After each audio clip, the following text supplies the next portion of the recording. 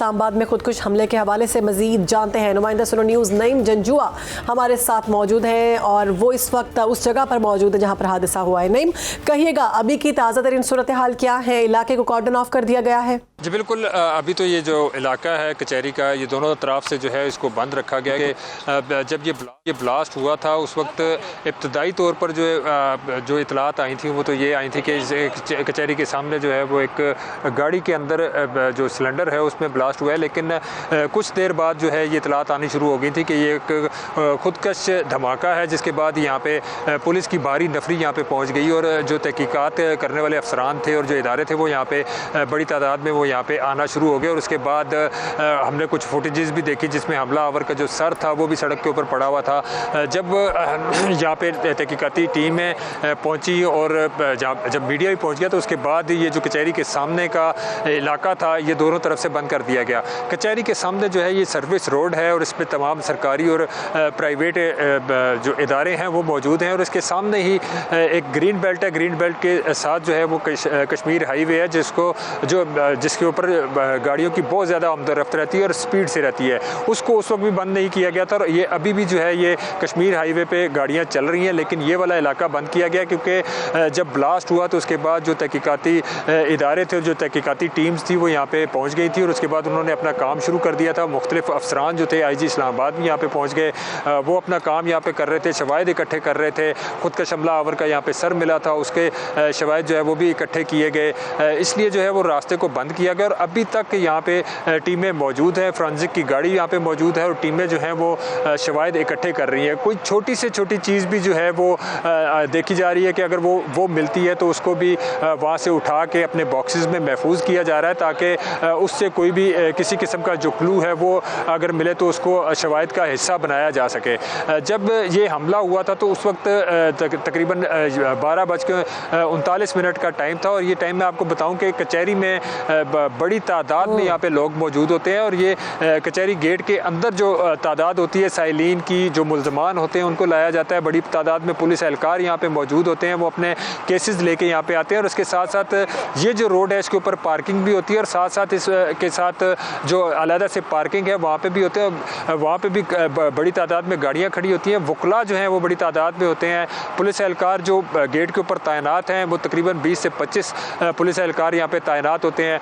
वज़ीर दाखिला ने अपनी गुफ्तगू में कहा, क्योंकि उनको पहले जो है वो जब यहाँ पे वो आए मौके पर तो उनको IG की तरफ से और जो DIG ऑपरेशन थे जवाद तारिक उनकी तरफ से मुकम्मल ब्रीफिंग दी गई थी। उसके बाद उन्होंने मीडिया से गुफ्तगू करते हुए कहा कि खुदकश हमला आवर यहाँ पे तकरीबन 10 मिनट तक जो है वो कोशिश करता रहा कि वो किसी तरीके से कचहरी के अंदर दाखिल हो जाए और अंदर जो है वो ब्लास्ट करे, क्योंकि कचहरी के अंदर एक बहुत बड़ा क्राउड होता है और ये बहुत ज़्यादा नुकसान का खदशा भी होता है इससे।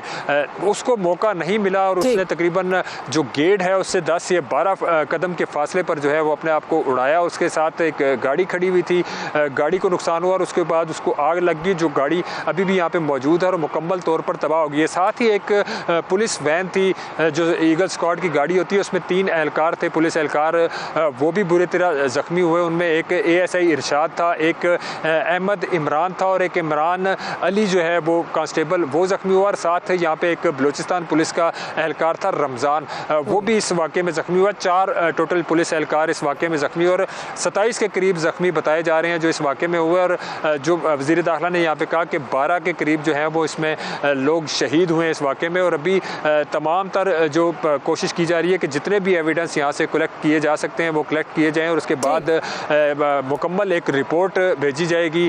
फ्रांसिक टीम जो है वो अपनी अलहदा रिपोर्ट बनाएगी, जो पुलिस के तहकीकात करने वाले अफसरान हैं वो अपनी एक अलहदा रिपोर्ट बनाएंगे और वो IG और वज़ीर दाखिला को भेजेंगे। जो खुदकश हमला आवर का जो सर मिला है उसके हवाले से, जिस तरह पहले माजी में भी होता रहा है कि जब खुदकश हमले होते थे और उसका खुदकश हमला आवर का जो सर मिलता था उसको साफ किया जाता था। सर मिला है उसमें उम्र का तयन किया गया है, किस एज ग्रुप से थे वो? जो अब तक की जो इब्तदाई तहकीकात यहाँ पे की गई हैं उसमें तो जो सर मिला है उसके बाद उसके खतोखाल को दुरुस्त किया जाएगा, साफ़ किया जाएगा और फिर उसकी शबाहत को है वो भी मैच किया जाएगा। फोरेंसिक गाड़ी के साथ साथ नादरा की भी यहाँ पे एक गाड़ी आई थी जिसने यहाँ पे शवाहिद इकट्ठे किए हैं, वो अपना काम कर रही है। और जो खुदकश हमलावर था उसके बारे में कहा जा रहा है कि ये कम उम्र था, जिस तरह माजी में भी कम उम्र लड़कों को इस्तेमाल किया गया मामलात के लिए। ठीक है, अब सिक्योरिटी के जो इदारे हैं वो वहाँ पर मौजूद हैं और मज़ीद जो इक़दाम है इस सारे मामले के हवाले से हो रहे हैं। हमारे साथ ही रहेगा नईम। उस्मान जब्बार हमारे साथ मौजूद है। उस्मान, कहिएगा इस सारी सूरत हाल के हवाले से, आप इस वक्त कहाँ पर मौजूद हैं, अभी की ताज़ा तरीन सूरत हाल क्या है?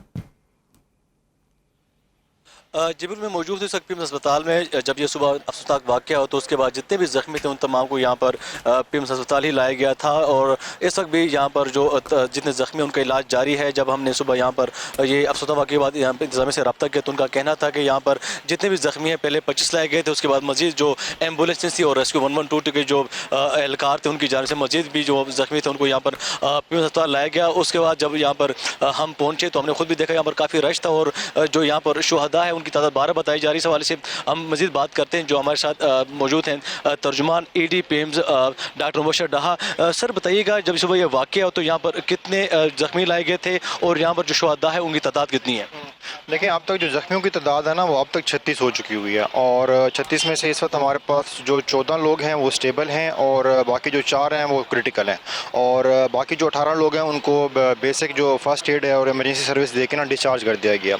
और बाकी जो हमारे पास उसमें डेड बॉडीज़ लाई गई हैं उनमें से भी 10 की शनाख्त हो चुकी हुई है और बाकी जो है एक जो है वो अभी तक उसकी शनाख्त नहीं हुई और बाकी हम जितने भी लोग एडमिट हैं हमारे पास उनको भी सर्विस दे रहे हैं और जो क्रिटिकल पेशेंट्स हैं उनको भी हम उसको इमरजेंसी सर्विस दे रहे हैं और पूरी कोशिश कर रहे हैं कि उनकी लाइफ बच जाए। जी बिल्कुल, आपने सुना इनका कहना है कि जितने यहाँ पर लोग लाए गए थे जो यहाँ पर इलाज जारी है और जो ज़्यादा ज़ख्मी हैं जिनकी हालत तशवीशनाक है उनकी तादाद भी कोई 3 से 4 बताई जा रही है। इससे कबल जब हमने इनसे पूछा था दिन के वक्त तो यहाँ पर 25 ऐसे मरीज जिनकी हालत ख़तरे से बाहर थी। अलबत्ता 3 मरीजों को बताया जा रहा था कि उनकी हालत तशवीशनाक थी और कुछ देर बाद फिर हमने देखा कि मज़ीद अफसोसनाक वाक़या जो है वो जो ख़बर थी हमारे सामने आई और मज़ीद जो 3 उसमें ज़ख्मी थे वो अपनी जान की बाजी हार गए। इस वक्त 12 जो शुहदा है वो यहाँ अस्पताल में मौजूद है। इसके अलावा जो उनके प्यारे हैं वो यहाँ पर इस वक्त पिम्स अस्पताल में मौजूद हैं। उनकी बड़ी तादाद शेर की यहाँ पर है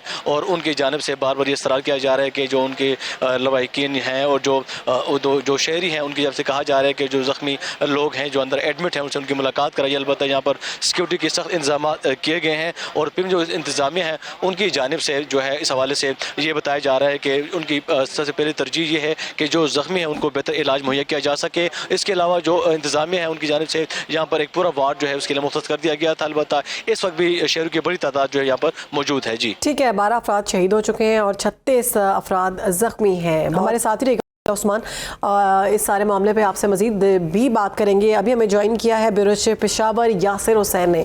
यासिर, सूरत हाल जो है वाना की उसके हवाले से अपडेट कीजिएगा। अभी की सूरत हाल क्या है? जो ख्वारिज कैडेट कॉलेज के अंदर मौजूद थे क्या उनको निकाल लिया गया वहाँ से और उनको पकड़ लिया गया है? सारी सूरत हाल के हवाले से बताइएगा।